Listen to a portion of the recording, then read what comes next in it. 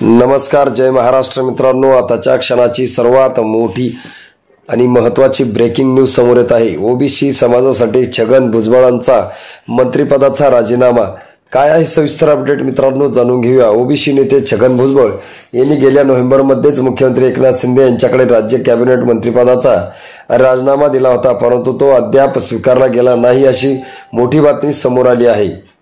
राष्ट्रवादी काँग्रेसच्या अजित पवार गटातील एका नेत्याने या वृत्ताला दुजोरा सुद्धा दिल्याचे वृत्त समोर आलं आहे।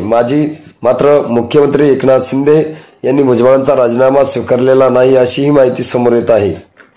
ओबीसी आरक्षणाच्या मुद्द्यावर कसल्याही प्रकारची तडजोड करणार नाही, यासाठी मी कोणत्याही थराला जाईल असं भुजबळांनी म्हटलंय। मराठा समाजाला आरक्षण मिळण्यात मला कोणतीही अडचण नाही, मात्र त्यासाठी ओबीसी समाजाला किंमत मोजावी लागू नये असं स्पष्ट मत भुजबळांनी व्यक्त केलं। राष्ट्रवादीच्या ज्येष्ठ नेत्याचे नाव न सांगण्याच्या अटीवर सांगितलं की छगन भुजबळ यांनी मागील वर्षी म्हणजे 16 नोव्हेंबरमध्ये 2023 रोजी मराठा आरक्षणाच्या मुद्द्यावर जालन्यातील अंबड येथे ओबीसीच्या पहिल्या मेळाव्याला संबोधित करण्याच्या एक दिवस अगोदर मुख्यमंत्री एकनाथ शिंदेंकडे आपला राजीनामा सुपूर्द केला होता, मात्र अजूनही शिंदेंनी तो स्वीकारलेला नाही।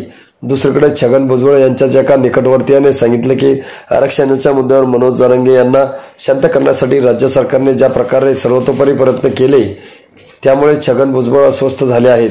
सरकारने जरांगे पाटलांना जास्तीचं महत्त्व दिल्याने ओबीसींच्या मेळाव्यात छगन भुजबळ यांनी सरकारवर निशाणा सुद्धा साधला होता।